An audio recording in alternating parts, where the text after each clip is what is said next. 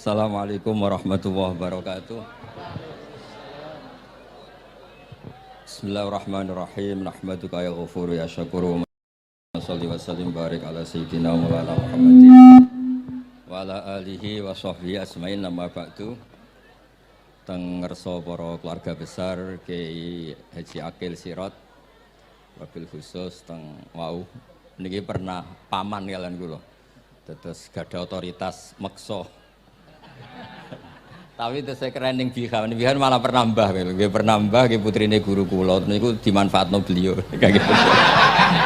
Dia sedanten para habaib, wonten Mas Arif Kapolres sedanten ingkang kula hormati.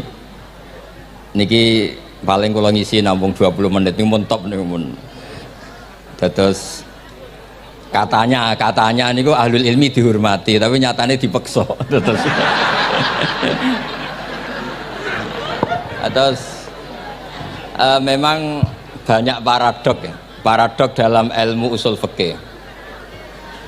Ilmu usul fikih itu ilmu yang menjadikan orang itu bisa berpikir. Gitu. Kalau tak cerita tentang pertama tentang Kiai Akil sing al-ma'ruf bi ahli nahwi. Nahwu riyen di era dulu itu dadekno tiyang dadi wali. Sampai disebut hatta nahat qulubuhum li nahwihi famin azimi sya'nihi lam tahwihi. Tetes orang-orang baik niku ketika usul teng pangeran nyebut Allah la ilaha illallah mboten saged. Sagete namung nyebut dhamir sya'an niki niku hu. Akhirnya kathah toreko sing ha hu niku gara-gara ahli nahwu niku. Nah, disebut fa'uribat makna dhamiris sya'ni. Jadi ngelafatkan la ilaha illallah tidak bisa tapi hu bisa. Mergi ke Jawa ini tukang ngakali, terus hukum ini diakali. Sakjane teke hadis ini mangkana akhiru kalamihi la ilaha illallah dakhalal jannah. Tapi ada kekhawatiran pas la ilaha mati. Lah la ilaha mati ra radi kaya ateis. Ora ono pangeran maujud mati. Sampeyan kan gak iso janjian mbek Israil. Kan mboten saged weanan, mboten saged kong kali kong. Nah, daripada la ilaha niku resiko karena takut mati pas la ilaha dereng illallah, terus Kiai Jawa mulai nalkin ngangge Allah. Tapi Allah sarasan itu tidak mewakili la ilaha illallah. Akhirnya diambil dhamir sya'an fa'alam annahu la ilaha illallah. Niku asal usulnya. Cuma kebetulan thariqah kita tidak jalur itu, tidak jalur yang lewat dhamir napa? Sya'an. Tapi sementing tadi dawuh Kiai Mustafa, sementing kita tahu secara ilmu. Terus nomor kali cerita uzlah wow. Kalau memang benar-benar uzlah. Terus kalau nu diundang acara-acara publik kemarin Habib Jindan gitu, hanya di halaqah ilmiah. Kemarin terakhir beliau ngerayu ini dari marrotan wahidah. Ini saya pegang. Dan itu dicatat di Loh Mahfud. Dan ciri utama Kiai itu tidak membatalkan perjanjian. Jenengan jauh marrotan wahidah Mas niku. Ben gelem. Terus ngeten kula cerita sithik tentang ilmu yang sering kula utarakan. Di antara kitab yang dipakai guru-guru kita sing dilanggengi Mbah Mun Maus niku kitab Ihya. Kula dari sekian cerita Ihya yang paling kula kenang niku bahwa ternyata Allah itu andaikan boleh dibahasakan niku cara berpikir tuh dalam bahasa tafsir disebut tanazul niku wong ben kaya orang kebanyakan. Saya ulang lagi supaya orang tuh kayak orang nopo kebanyakan. Ada dua ahli neraka yang dipanggil, yang satu ditakoki cung ning neraka piye rasane syarru makan mboten enak Gusti. Terus mbek pangeran diken balik ya wis kono cung mlayu balik nang neraka. Niku tiangnya lari kencang, sekencang-kencangnya. Semangatnya seneng ambek kon balik ning neraka. Ditakoki mbek pangeran, "Lho cung kon mara neraka kok seneng?" Kula nu pun kapok Gusti, kula nu nyesal ketika di dunia nak jenengan utus niku lelat-lelet. Niki kula tobat dengan bukti dikan jenengan teng neraka kula mlayu. Lho nu pangeran akhirnya haru wong kok semangate mlebu neraka kaya ngono. Mergo diperintah pangeran. Ya dados niki ijazah jenengan akan mlebu neraka jenengan sing semangat nggih. Karena zaman ning donya sering diperintah Allah mboten napa? Semangat. Nah niku kemungkinannya dibarno, kemungkinannya dipanggil. Lah yang itu terus dipanggil oleh Allah. Ya wis kaya wong apik, tak kongkon nurut tenan, semangat tenan, terus diken mlebu swarga. Nah niki ijazah pertama nggih. Dinaken mlebu neraka sing napa? Semangat. Sing kedua niku dipanggil niku plengakan lelat-lelet. Kados kula diutus Gus Mus niki nelpon. Nelpon kula mboten purun akhirnya ning Bika jare matur Gus Subak. Turuti ya, aku diamuk Bika jare Bapak. Dados niki melibatkan sekian pihak untuk memaksa saya datang ke mriki.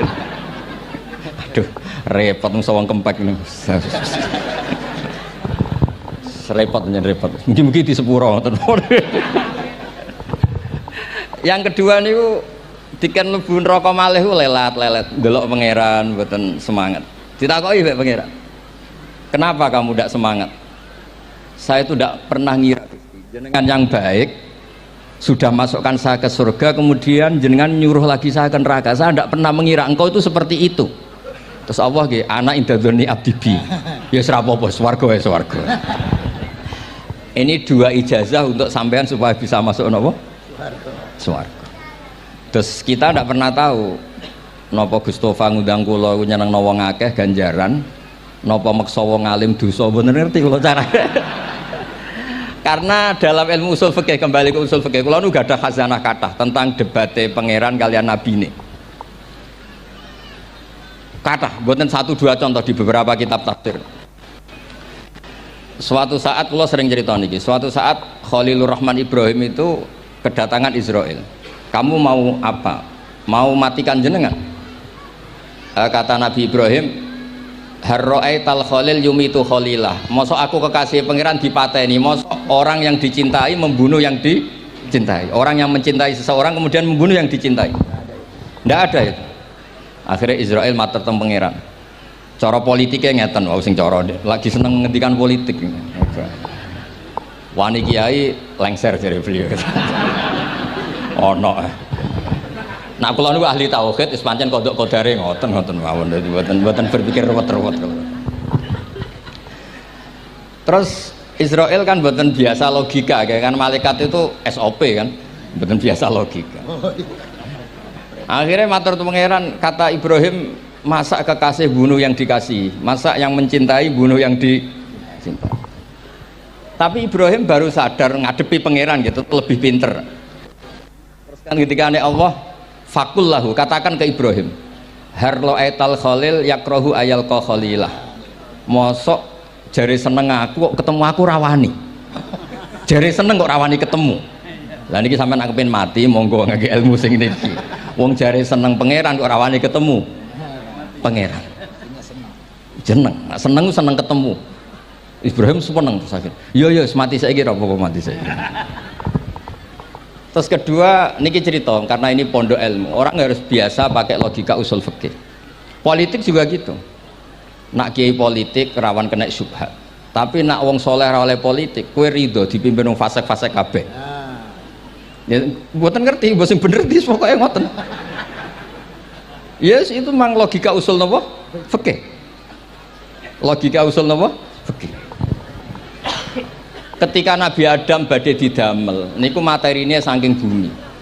Pertama sing diutus Jibril. Jibril ambekan qabdotan minal ardi, segenggam bumi. Saya mau bikin Adam, materinya dari bumi. Setelah datang ke bumi mau ngambil ista'adzat billah. Maksudnya ista'adzat billah, a'udzu billahi minka, saya berlindung Allah dari kamu. Antasinani. Kalau dengar Gustofa dari ahli nahu, terus kalau niki tak goleki tenan pancen syanahu mun muta'addi binafsi. Mungkin dibuli ku antusinani kok panjang nanti cerita. Saya tidak ingin bagian dari saya diambil, kok aku bolong. Iku coro bumi itu sudah masalah. Terus akhirnya Jibril kembali, ya Allah, dia berlindung kepada engkau maka saya lindungi. Allah membenarkan Jibril, Mikail juga sama. Tapi ketika Israel, ini Israel itu masalah memang. Ketika disuruh ngambil bumi, buminya ista'adat billah, tetap diambil. A'udzu billahi minka antasinani, saya berlindung Allah supaya kamu tidak melukai saya, menciderai saya dengan mengambil bagian dari saya. Kata Israel, wa a'udzu billah alla unaffidhu amroh. Saya juga a'udzu billah diperintah Allah kok tidak kasil. Kudu kasil. Lah saya tidak tahu yang benar istihadnya Jibril apa istihadnya Israil. Terus memang sudut pandang. Makanya dulu ketika banyak pondok putri itu kiai-kiai kuno dulu itu menentang. Alasannya nggih, nak bojone jelas khawatir kiai ini kecobaan itu jelas. Tapi banyak kiai itu nggih khawatir tenan. Kecoba fitnatin nisa. Tapi ketika logikanya dibalik, apa kamu ridho para perempuan-perempuan muslimat itu tidak dapat pendidikan apa? Agama. Hanya karena orang soleh tidak punya nyali, tidak punya peduli mengajar. Tapi kita saged diwalik. Ustadz sing mani pas-pasan itu kowe ridho nak kecoba. Sampean milih mana? Ridho kecoba apa ridho bodoh? Nah, logika-logika usul fikih ini yang kemudian dipakai Wali Songo. Dipakai Wali Songo kemudian membiarkan sekian tradisi yang insya Allah itu salah sebetulnya, tapi tidak sebanding dengan asmane Allah Subhanahu wa Ta'ala. Misalnya begini, gini iki dirungokno mawon. Sampeyan ra paham mboten napa-napa. Sampeyan nak ra paham wis anggap ae tawadhu. Sepantese wong awam yo ora paham, nak paham dadi kiai. Terus biasa mawon sampeyan nak ra paham aja tersiksa. Umpamane jenengan mboten kiai kok kon paham. Nah sampean pinter kados kula mestine orang ngrungokno, semangatnya hasud. Terus rivalitas perkara. Nah cara Mbah Mun nak cerita ngoten, dhisik ke zaman bodoh iku angger kiai mbok cucup. Bareng padha kiai niku koyok saingan. Niku pun sunatullah ndak bisa dihindari, niku pun sunatullah. Terus kembali lagi ya. Logika-logika usul fikih niku dipakai oleh Wali Songo. Ngeten ada cerita ini rungok nonton. Itu sudah saya cek di beberapa riwayat termasuk di Musnad Imam Ahmad. Ada orang ini bukti teorinya Wali Songo itu benar. Wonten tiyangu gadah kesalahan. Niku dokumen kesalahan niku madul basor sepanjang mata melihat. Wes ngoten jumlahnya 99 bok. Kayak apa banyaknya? Per bok madul basor sepanjang mata nopo melihat. Ketika dia ditanya Allah itu kalau tanya demokratis. Azolamat kakata bati, jangan-jangan malaikat saya sentimen, kalau kamu jelek ditulis, kalau baik enggak Gusti. Afalaka udhurun, jangan-jangan kamu saat salah itu punya alasan, enggak Gusti, ya memang salah. Tapi kata Allah, sudah kamu tenang saja, kamu punya ini. Itu hanya satu box, ya kira-kira kayak tempat jam tangan ini. Enggak, kamu punya ini, cukup ini. Terus malaikat tanya, ya Allah, apa artinya, apa ngefek itu kalau ditimbang tuh, kejelekan sebanyak itu dengan satu box jam. Orang ini juga bilang, Gusti sudah ada usah ditimbang, nggak ngefek itu pasti kalah. Tapi setelah ditimbang menang yang satu box kecil tadi, karena di situ ada la ilaha illallah Muhammadur Rasulullah. Jadi malaikat diancam sama Allah, kamu berani tidak mempertimbangkan nama saya? Apapun banyaknya box itu dosa itu tidak saya. Kalau ini la ilaha illallah itu nama saya. Kamu berani tidak mempertimbangkan nama saya? Ya tidak berani Gusti, ya harus dimenangkan. Nah itu semalannya kalau pengajian ini ya ono istilatur rijal wan nisa, tapi baru kayak ngaji di sepuro. Ya aja muni halal tapi ya aja muni terus gak ono faedahe. Di sepuro insyaallah. Karena kalau nuruti harus steril halal itu kayaknya tidak bisa. Terus di situ ditutup fala yaskulu ma'asmillahi ta'ala syai'un. Dibanding asmane Allah Ta'ala sesuatu itu tidak ada nilainya, pasti menang Allah Ta'ala. Sehingga banyak ulama ngendikan kowe nak berdosa, bersalah maca iki. Dan kalau Anda dosa misalnya catatannya satu box terus di bawah ada astagfirullah, malaikat ditanya sama Allah, kamu berani tidak mempertimbangkan nama saya disebut di situ? Enggak berani. Nah saya ini ribuan orang yang ngundang, saya berani mengabaikan. Bareng ono wong ngaku mbah ya mbah tenan wae.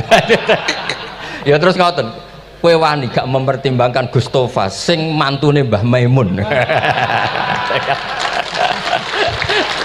Ya. Semoga cara pandang malaikat nanti seperti itu. Tapi nanti kalau malaikat cara pandang, mbah kok tukang maksa putu. Ya itu mbah model opo. Nah saya ini sudah ngalah satu kali. Berikutnya logika kedua yang insya Allah terbangun di kalangan malaikat, yaitu mbah ora oleh maksa napa butuh. Ning dinggon mbah yang baik putune dolanan di Barno. Ini ora. Putu lagi asik-asik dolanan. Rene. Kon nyapu. Nah, itu udah jenis mbah yang baik. Terus kula suwun lah ngaji usul fikih yang serius karena itu menjadikan kita bermartabat. Kula niku sering lepas jenazah tangga-tangga kula nggih penggene delok TV, nak bengi nggih ngelamun, ngayal sugih, kadang yo ngapalo tikus sing liwat dhuwure saking ora ana penggawean. Tapi kalau nang lepas jenazah ini orang baik. Sampai bojone protes, "HP opo lho Gus, angger bengi iku mau ngelamun ngitung tikus liwat, ngitung apa." Terus kula matur, ngitunge aja ngono, ngitunge tarokal ma'asiyah. Wong ning omah itu artinya tidak dugem, tidak melakoni maksiat. Itulah yang menjadikan usul fikih itu ilmu yang sangat terhormat. Coba kalau Anda jadi pakar usul fikih kayak saya, mengkaji betul usul fikih. Orang tidur semalaman jangan bahasakan tarokat tahajud, wa tarokal witro, wa taroka qiyamal lail. Tapi bahasakan taroka zina, wa tarokal ghibah, wa taroka kada wa kada minal ma'asi. Keren buatan? Keren. Kalau kamu udah ahli usul fikih maka kiai kok amen turu. Kiai kok guyon suwengi. Lu kiai guyon suwengi itu melawan. Kiai itu ustaz juga manusia. Karena bengi iku ya kepen nonton. Tapi kan mboten pantes. Akhirnya korbannya santri ini dijak guyon gak jelas. Lah apel ning rodo ya ora pantes. Ngelawan nafsu itu berat, carane ya dilalek-lalekno guyon niku. Lah muga-muga malaikat kabeh ahli usul fikih nganggep ngono iku perlawanan terhadap keinginan apa maksiat. Malaikat ngaji ora. Makanya itu disebut di kitab usul fikih Tanghubul Usul itu izma min mubahin illa wa yatahaqqaqu bihi tarku haramim ma fa'il zamu minas sukun tarkul qatli wa minas sukut tarkul ghibah. Tidak ada sesuatu yang mubah kecuali saat Anda lakukan, saat itu juga Anda meninggalkan keharaman. Maka sebetulnya mubah ini punya nilai yang luar biasa, yaitu tarkul haram atau tarkul ma'asi. Jadi sawangane sampean nang omah kukar-kukur, mlebu metu, kukar-kukur meneh, mlebu metu, bariku turu angop ngorok. Nah, semoga malaikat ini al-usuli sehingga ngitung itu hadza tarokal ma'asiyah kullaha. Hebat. Ini orang yang tinggal napa? Maksiat. Tapi nak malaikat itu jenis rada ekstrim. Alumni kempek suwengi ra tahajud ora witir ku alumni opo? Mulane kalau niku ngaji usul fikih terus supaya diperdengarkan ke malaikat. Supaya teorinya pakai usul napa? Fikih. Jadi kalau melihat kita melakukan mubah niku dihitung tarkul napa? Ma'as. Nah, ini pentingnya ngaji. Kalau nate ditanya sama seorang dosen, "Gus, masa iya Quran yang katanya mutu semutu-mutunya kemudian ada ayat kulu washrobu, mosok urusan mangan gak usah disuruh orang juga makan, terus kualitasnya kulu washrobu itu di mana?" Terus kalau jawab, terus sorokan yang penting wopo rapat utawa seminar. Ndak ada rapat, ndak ada seminar itu kamu ndak mati, tapi kalau nggak makan itu mati. Penting mana? Ya penting makan. Lah iya, jadi orang itu lupa kalau sesuatu yang seserius itu karena menjaga nyawa yaitu makan. Terus karena makan tuh hal yang murah dianggap biasa, itu bahaya.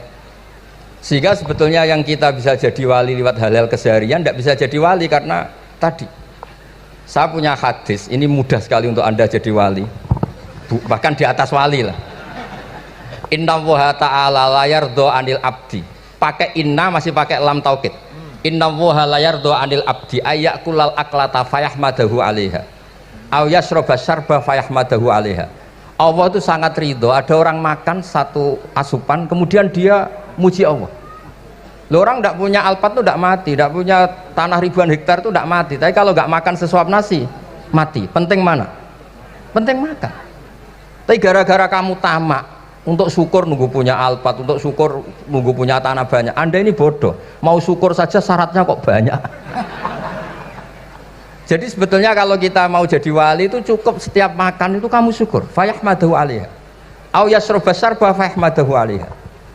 Makanya wali-wali dulu kalau didik raja yang sedang berkuasa itu ditanya, kamu raja besar, punya pengaruh besar, andaikan kamu di padang pasir dan kemudian Anda tidak mendapatkan air, sama sekali.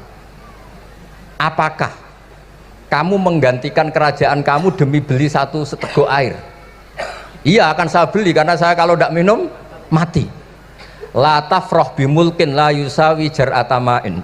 Kamu jangan bangga dengan sistem kekuasaan yang tidak senilai dengan seteguk air. Orang nggak jadi raja itu nggak mati, tapi kalau nggak minum mati. Terus akhirnya dosen itu tahu, wah berarti kuluwas robu itu luar biasa Gus, sangat luar biasa. Makan dan minum itu luar biasa. Makanya terus adat kiai mertamu mangan. Kalau tadi baru datang kon mangan, di sini ya ada mangan. Ya saya anggap aja itu proses jadi wali ngoten mawon. Jadi segampang itu jadi wali. Nah kemudian gara-gara torekoh terus jadi wali ku repot kon maca 10.000 wiridan kon opo. Kesuwen nih cara-cara kesuwen. Karena ini partai nggak torekoh tadi itu. Dulu abahnya Mbah Maimun Mbah Zubair itu kalau disuruh wiridan lama-lama itu nggak mau. Sementing diridani pangeran, maca kok akeh-akeh. Nah, itu partainya partai ahlul ilmi. Ya partainya partai ahlul apa? Ilmi. Nah kemudian karena saya ini nekuni tafsir ya, itu saya kepengen ya menggerakkan supaya ilmu Quran itu menarik. Caranya apa? Cari sisi ekstrimnya. Kalau bolak-balik, kenapa sih orang nggak janggal? Nggak janggal itu udah iskal. Quran itu kan kalamu. Salah lagi Quran itu kalamu. Masa iya Allah yang Tuhan kemudian ngendikan iya kana butuh iya kanas tai. Kepadamu aku menyembah. Masa Allah ngendikan gitu pada kekasihnya Nabi Muhammad? Padahal Allah itu al-ma'bud bukan abid. Allah yang disembah bukan yang menyembah. Semua ahli tafsir, saya bukan bilang sebagian, semua ahli tafsir pasti ngendikan begini. Wa yuqaddaru qabla qaulihi ta'ala iyyaka na'budu qulu.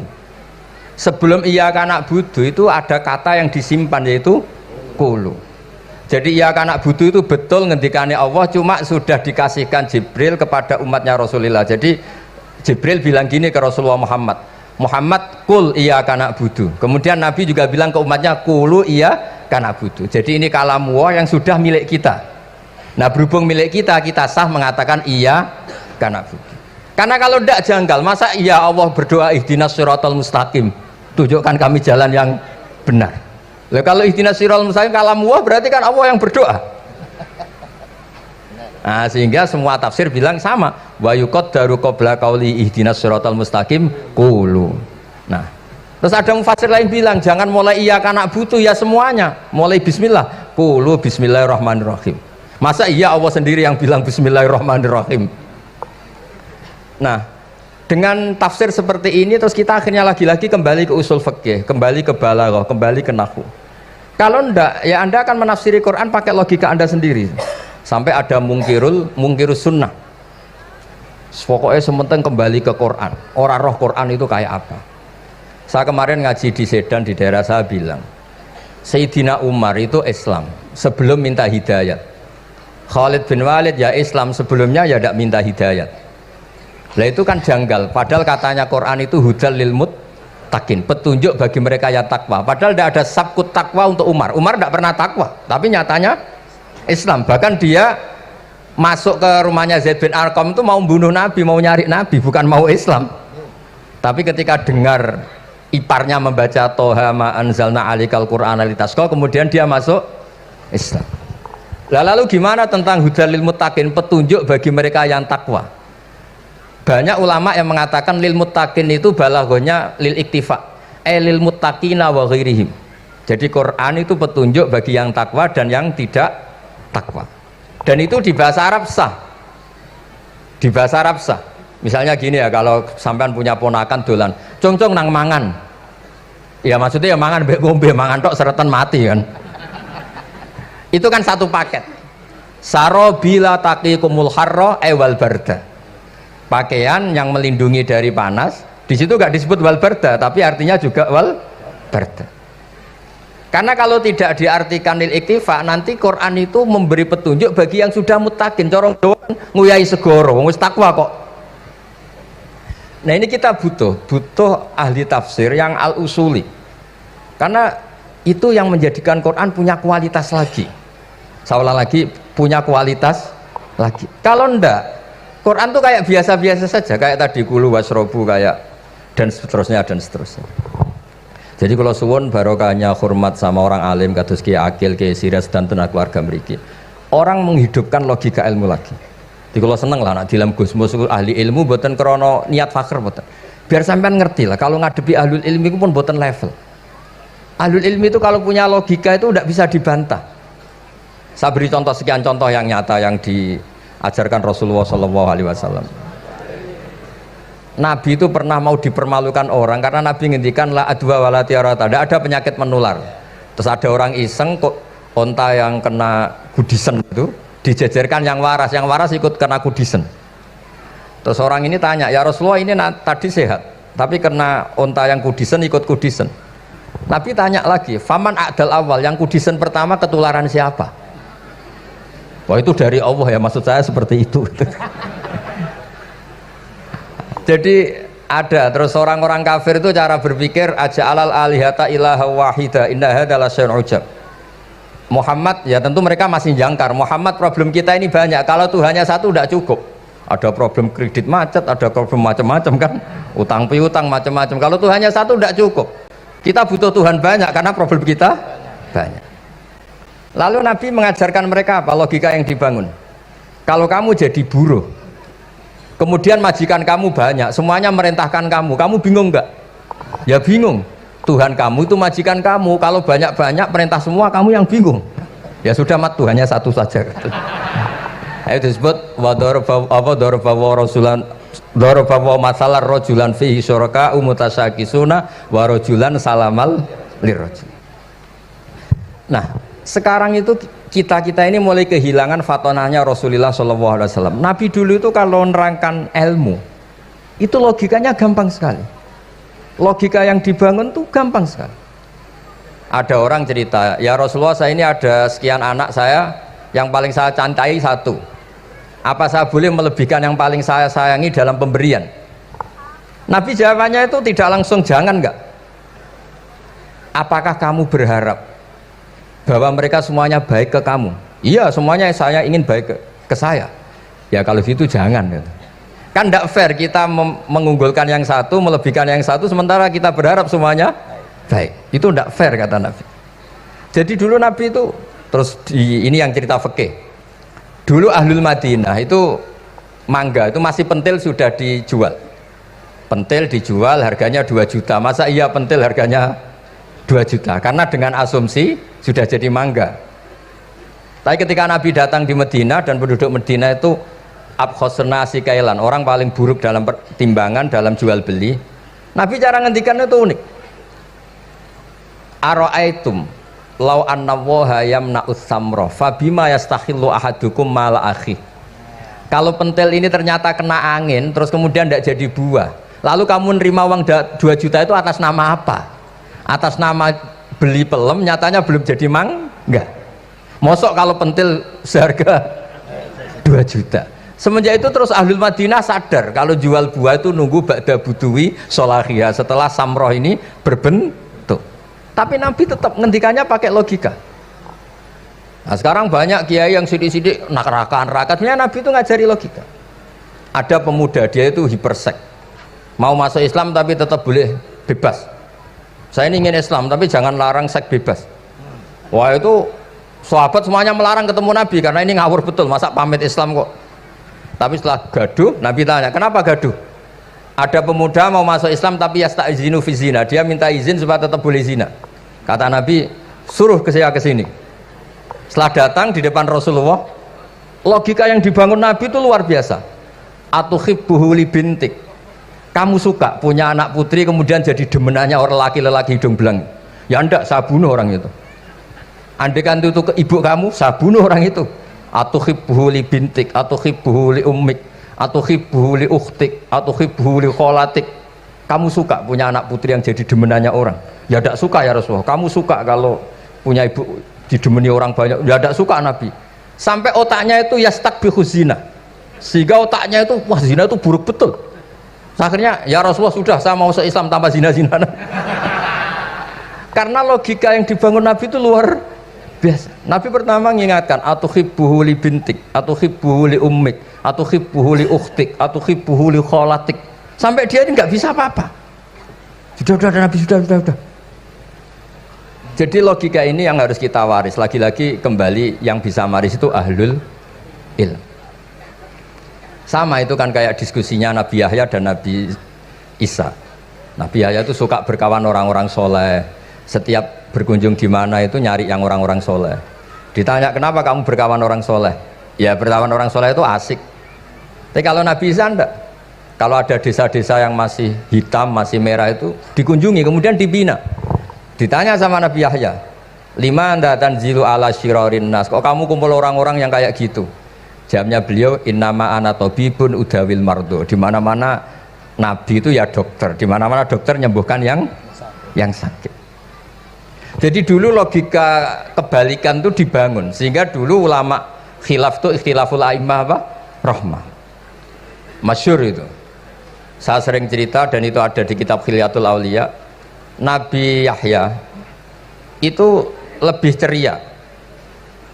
Nabi Isa itu agak sering cemburut. Atau kebalikannya, pokoknya yang satu tuh mali aro ka'abisan ka'annaka taqnatu mir rahmatillah. Kamu kok sering cemburut, seakan-akan rahmat Allah itu terbatas. Wong kok ra iso syukur. Yang satu gojlok, mali aro ka dhahikan ka'annaka ta'manu mim makrillah.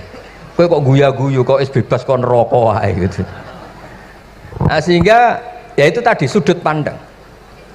Makanya saya sering cerita dulu kalau Said Abdul Al-Haddad itu tanya, "Cung kowe ngaji sopo?" "Ngaji si A." "Kiaimu tau nangis?" "Ndak." "Ojo ngaji, kiaimu ati atos, kiai kok ora iso nangis." Tapi kalau Abdul Hasan Asadili kebalikan, "Cung kowe ngaji sopo?" "Ngaji si A." "Kiaimu tau guyu nak ngaji?" "Mboten nate." "Ora usah ngaji wong ora iso syukur." Jadi nah itu yang akhirnya menjadi keseimbangan khaufau wa tama. Ada khauf, ada apa? Roja. Sehingga karena sudut pandang itu nggak bisa dihilangkan, saulan nggak bisa dihilangkan. Ini yang sering diceritakan Kisah itu kakaknya ini. Dulu Muhammad bin Hasan Asy-Syaibani, Imam Syafi'i itu lama sekali beliau jadi ulama top yang suka fikir. Dianggap fikir itu aman, ngeringankan hisab. Nggak jenengan fikir yang dihisab malaikat apanya kan? Kan nggak bisa ngisap jenengan, apa saja tidak punya, punyanya problem. Nah setelah ngaji sama Imam Malik, Imam Syafi'i tanya, yang ilmunya setingkat jenengan siapa? Kata Imam Malik, sebetulnya Abu Hanifah, tapi orangnya sudah meninggal, tapi ada muridnya namanya Muhammad bin Hasan Asy-Syaibani. Kamu ke sana dari Madinah ke Irak, dulu tempatnya di Baghdad. Setelah di Irak, Muhammad bin Hasan Asy-Syaibani itu kalau ngitung uang tuh di meja, emasnya tuh banyak, uangnya banyak, dia hitung di meja, malah kaget. Saya ini gedeng kiai kedunyan, ini ketemu kiai kedunyan. Ya karena Muhammad bin Hasan Asy-Syaibani itu wali, kamu tanya, kamu heran ya ada kiai kaya? Iya. Ya sudah, kekayaan ini kasihkan orang fasik, biar dipakai demenan, dipakai mabuk, dipakai ini. Terus, ya jangan, kalau kena orang fasik bahaya, jenengan saja. Semenjak itu Imam Syafi'i mulai rodok seneng duit. Jadi ada ceritanya, kok diangen-angen, nah, terus keterusan umatnya kayak gini-gini itu. Jadi ini cerita nopo istihad, apa cerita nopo istihad. Sama pangkat juga sama. Gue seneng nak wong soleh-soleh tidak ikut ngurus negara ini, mau dikemanakan negara ini.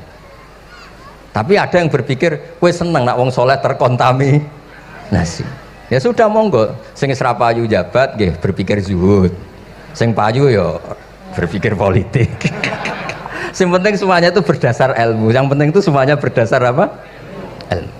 Karena ilmu ini basis yang paling diridani Allah Subhanahu wa taala. Masyhur itu di Ihya sering diceritakan Imam Ghazali, ana alim uhibbu kulla alim. Kata Allah, saya ini alim dan sangat mencintai orang alim. Karena orang alim ini yang tahu perspektif. Orang yang enggak, yang ngiranya, saya ulang lagi, yang ngiranya itu enggak ilmiah. Di depan orang alim itu sangat-sangat apa? Ilmiah. Yaitu tadi misalnya ada ayat wa min ayatihi manamukum billaili wan nahar. Masa iya tidur yang ngorok semua turunnya secara jelas kok jadi wamin ayatihi? Tanyakan ahli medis, sistem tubuh kita kalau nggak tidur tuh kayak apa rusaknya? Dan toat pas-pasan ini satu-satunya solusi ya turu. bengi ngempet kepen delok dangdut, delok dugem. Barang turu jebule esuk wis bar, alhamdulillah. Cara melek iman kamu seberapa? Tarikan-tarikan maksiat posisi kamu terjaga bisa kalah kan? Tapi kalau tidur sukses kan tarkul maksinya. Nah, karena tidur itu sukses menghilangkan maksiat disebut wa min ayatihi manamukum billaili wan nahar. Sampai Imam Ghazali ngendikan di makalah itu, sehingga nanti ibadahnya umat ini di akhir zaman an-naumu, ibadah terbaiknya itu tidur. Nah niku mulane maksud kula ngeten lho. Sampeyan anut jalur wong alim dia turu ya ibadah, tengok-tengok ya ibadah, jagongan nggih ibadah, gojol-gojolkan ambek kanca nggih napa? Ibadah. Karena ini semuanya kul bi fadlillah bi rahmati fa bidzalika napa? Falyafrahu. Tapi kalau kamu tidak punya basis ilmu, adanya suudzon.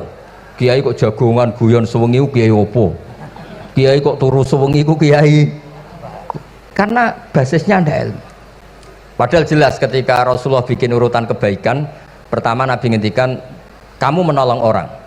Jika tidak bisa, terakhir Nabi ngendikan takufu syarraka anin nas fa innaha shadaqatun minka ala nafsik. Tadi beliau juga cerita di nasihat Bangun, idza lam tuhsin fala tusi. Kalau tidak bisa berbuat baik, setidaknya kamu tidak berbuat jelek sama orang lain. Dan potongan ini paling gampang apa? Tidur kan? Wis sampeyan nak turu wis ra zina, ra maling, ra ngrasani wong wis ora tusik. Nah, dengan konstruksi usul fikih seperti itu kamu tahu kualitas ayat wa min ayatihi manamukum billaili wan nahar. Ya sama, ternyata makan itu yang menjaga nyawa, ternyata makan itu yang menjadikan syukur. Kalau kamu nggak percaya puasa, sama nak poso gedang goreng itu mewah, gedang goreng itu mewah, air satu teguk itu mewah.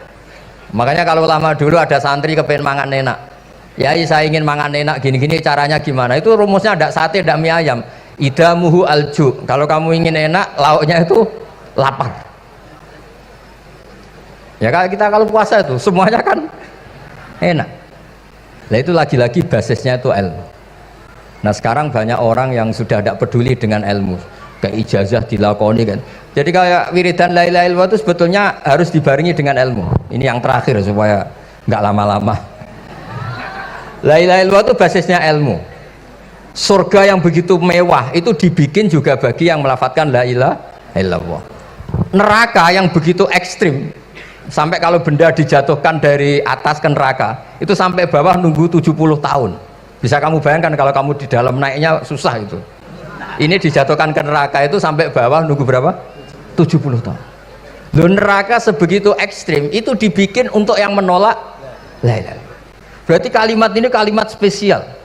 Kalimat yang neraka dibikin ya atas nama itu yang menolak, surga dibikin juga atas nama itu yang menerima. Itu satu saktinya la ilaha illallah. Sakti kedua, orang kafir 70 tahun ngelafatkan la ilaha illallah sekali langsung dihukumi mukmin. Yughfar lahum ma qad salaf. Qul lil ladzina kafaru iyantahu yughfar lahum ma qad salaf. Orang yang melafatkan la ilaha illallah Muhammadur Rasulullah itu dosa 70 tahun kafir itu hilang semua.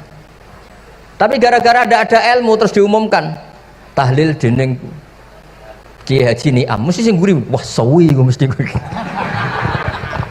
Padahal kalau kamu tahu ilmunya tadi ini kalimat yang luar biasa, kalimat yang bisa melebur dosa. Bahkan dalam madzhab Sadiliyah itu unik. Kalau kamu wiridan la ilaha illallah itu jangan istighfar dulu, istighfarnya belakangan. Alasannya Abdul Hasan As-Sadili itu fa'lam annahu la ilaha illallah wastaghfir li dzambik li hadhil kalimah. Orang kafir 70 tahun dia istighfar 100 kali enggak akan dimaafkan Allah. Tapi ngelafatkan la ilaha illallah langsung dimaafkan. Jadi orang bisa dimaafkan tuh barokahnya la ilaha illallah.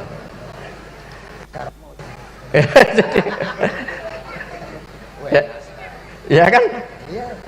Jadi orang kafir 70 tahun wirid istighfar 100 kali atau 1000 kali dimaafkan enggak? Enggak kan? Tapi kalau membaca la ilaha illallah dimaafkan. Jadi istighfar tuh ngefek positif itu kalau dibarengi la ilaha illallah. Makanya wastaghfir li dzambika bihadil kalimah cara Abdul Hasan. Kamu boleh istighfar berdasar hadhil kalimah, berdasar la ilaha illallah.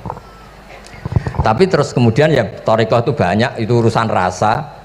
Justru karena la ilaha illallah kalimat thayyibah, harus disucikan dulu. Caranya istighfar dulu. Nah itu urusan monggo lah. Tapi apapun itu basisnya harus napa? Ilmu. Basisnya harus ilmu. Jangan malah sentimen. Wong di kuburan wiridan la ilaha dihukumi kafir. Nah, itu kan aneh. Wong kalimat ini yang kafir saja menjadi muslim, sekarang yang muslim menjadi kafir. Itu paham kok seaneh itu gitu kan. Ya karena basisnya ada ilmu tadi. Coba kalau basisnya ilmu. Itu kan aneh betul. Hadil kalimah kalimatun soro bihal kafiru musliman. Fakaifa sorol muslimu bidzalika kafiron. Ini kalimat yang kafir saja menjadi muslim. Masa dengan kalimat yang sama yang muslim menjadi aneh enggak? Aneh. Jadi kalau suwon pokoknya basis ilmu harus sekuat-kuat. Ini caranya gini nagih kiai kon sregep mulang aja politik terus ngoten.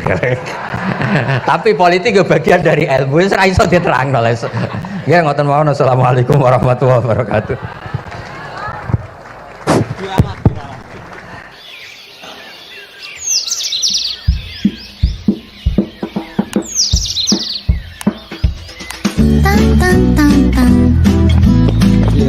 Cuma mereka yang tanya itu biyen belajar piye kok iso alim kaya ngono, ya kan? Nah, terangkan Gus, terangkan. Mati.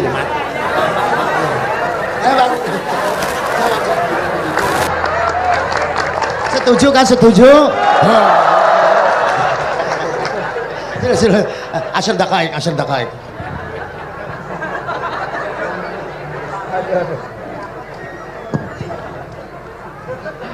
Andaikan pertanyaan itu ke Mbah Mun, mungkin jawabnya gurune sopo.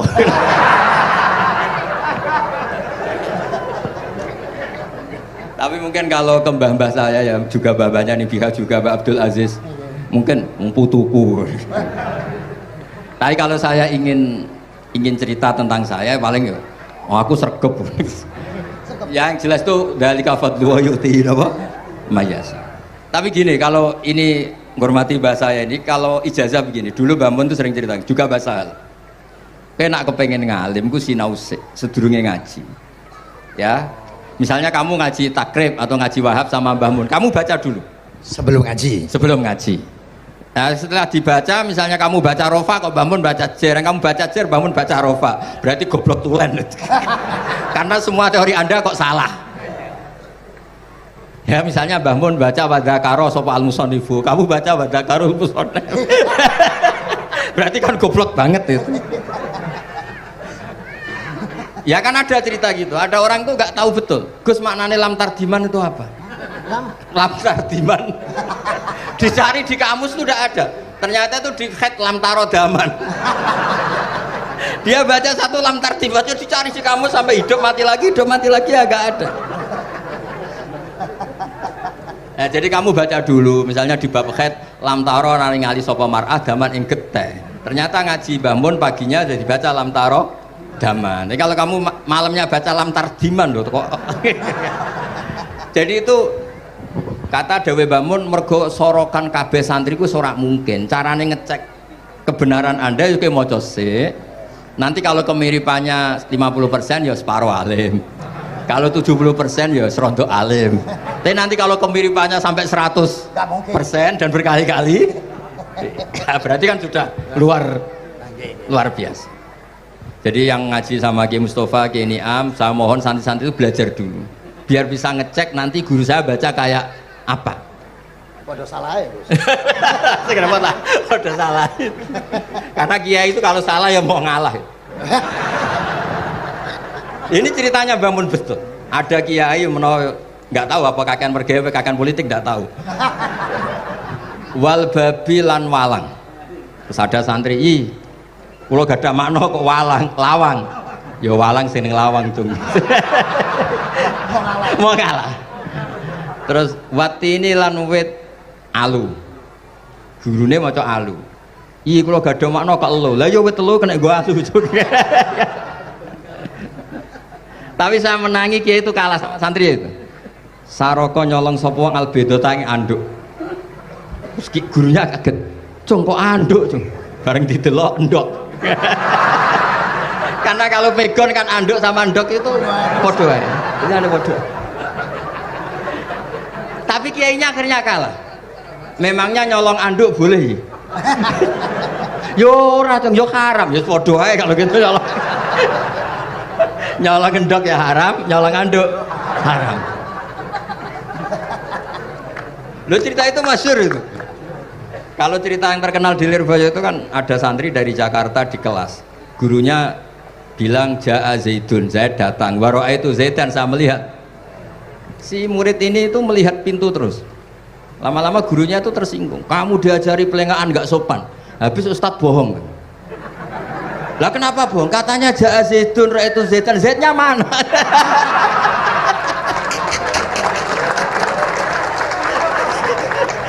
Karena dia gak ngerti.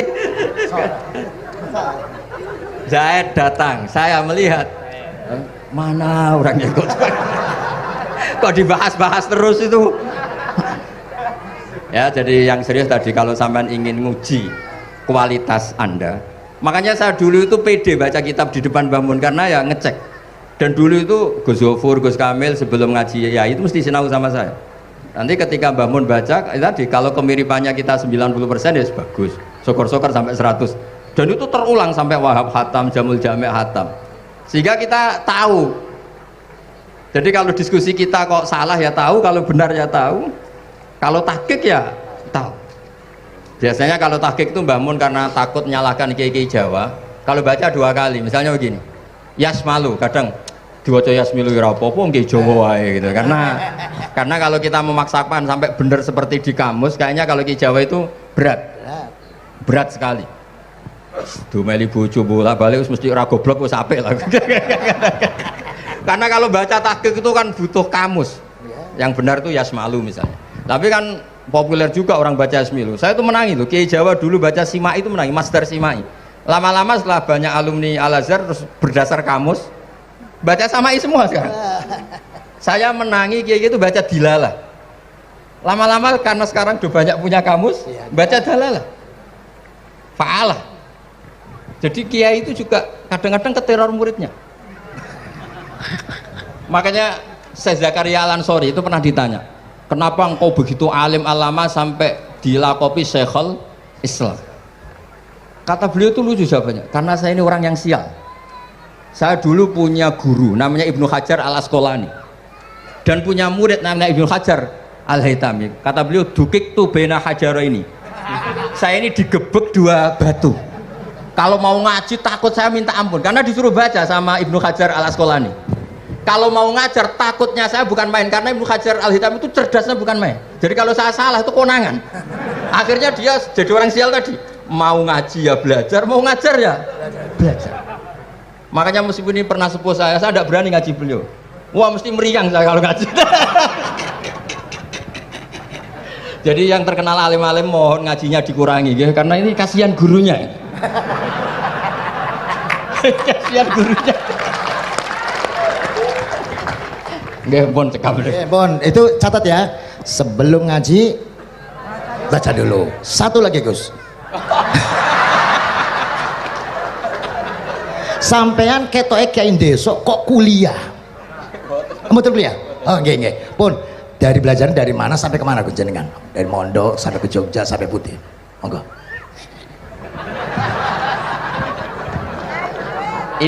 Ini karena sesuai kontrak, nggak boleh nyulayani janji sekali aja Sekali tak tekno Gus. Jadi sebetulnya kalau di ilmu, saya kan sering ketemu ahli geologi, ahli sosiologi. Sebetulnya di ilmu kita, saya kan lama di Jogja dan itu yang saya pakai juga ilmu zaman di pesantren. Misalnya sosiologi itu kan ada mukadimahnya Ibnu Khaldun. Itu kan teorinya luar biasa. Misalnya begini, kenapa Rasulullah itu harus dari suku Quraisy, suku yang sangat terhormat di Mekah? Itu secara teori sosiologi loh, bukan teori nubuah. Kata Ibnu Khaldun, Nabi itu mesti final dari kaum itu aneh. Saya ulang lagi, Nabi itu final dari kaum pasti aneh. Nah masa aneh-aneh ini ditoleransi oleh umatnya karena beliau dari suku yang terhormat. Coba kalau dia dari suku, beliau dari suku yang hina, pasti pas aneh-aneh langsung diadili. Ya kalau di NU lah, ndak Gus Dur kok bikin aneh-aneh di NU kan langsung tuntas. Tapi berhubung Gus Dur cucu Mbah Hasyim, orang itu mentoleransi, bahkan mengira jangan-jangan teori beliau lebih baik ketimbang kita. Nah makanya terus kata Ibnu Khaldun, ma ba'atsawu nabiyan illa fi mana'atin min qaumin, tidak ada nabi diutus kecuali dari kaum terbaik, supaya masa-masa transisi ini nggak ada perlawanan. Nah itu namanya sosiologi. Sehingga beliau ngendikan, ini versi tarikh bukan versi Ibnu Khaldun saja, ketika sahabat disuruh hijrah karena disakiti orang kafir Quraisy, lah engkau sendiri ya Rasulullah, saya ini orang Quraisy, nggak akan ngalami yang seperti Anda alami.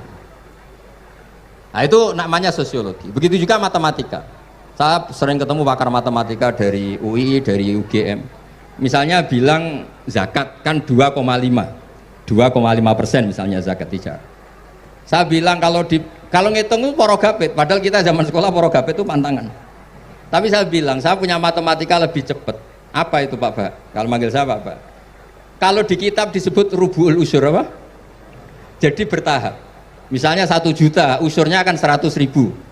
Setelah 100.000 rubuknya 25.000. Itu kita tidak usah pakai catatan bisa. Nah itu matematika Arab. Makanya orang Arab tuh nggak bisa nulis, tapi matematikanya cepat karena bertahap. Misalnya 1 miliar ya cari aja usurnya 100 juta. Berarti rubuknya 25 juta. Berarti 2,5-nya 1 miliar itu 25 juta. Tapi kalau orang Arab bilang itu rubul usur. Diusurkan dulu baru dirubuk. Misalnya 6, 2/3 6 berapa? Orang Arab bilang sulusan. 6 sulusnya 2, sulus 2 kali berarti 4. Sama misalnya zakat zuro. Zakat zuro itu kan al usyur sama nisful usyur. Berarti misalnya kalau tidak disirami ya, tidak biaya, zakatnya itu 10%, berarti per 100 10. Nah sekarang kalau 10 ini kan berarti 1/10. Lah nanti kalau disirami pakai biaya namanya nisul usyur, berarti 5. Jadi orang Arab itu nggak mau langsung bilang 5, karena kalau 100 dibagi 5 itu jadi 5 itu mikirnya panjang. Jadi diusurkan dulu terus nanti dibilangkan nisful usyur. Nah, jadi ilmu khazanah kita ini sudah luar biasa. Nah, itu makanya terus orang Arab kalau ngitung matematika itu tidak usah tulisan, tidak usah porogapit karena bertahap tadi. Jadi misalnya 2,5 bahasannya apa? Rubu'ul usyur. 1 miliar usurnya berapa? 100. Rubuknya berapa? 25. Nah ini semoga buatan ngingkari janji. Wassalamualaikum warahmatullahi wabarakatuh.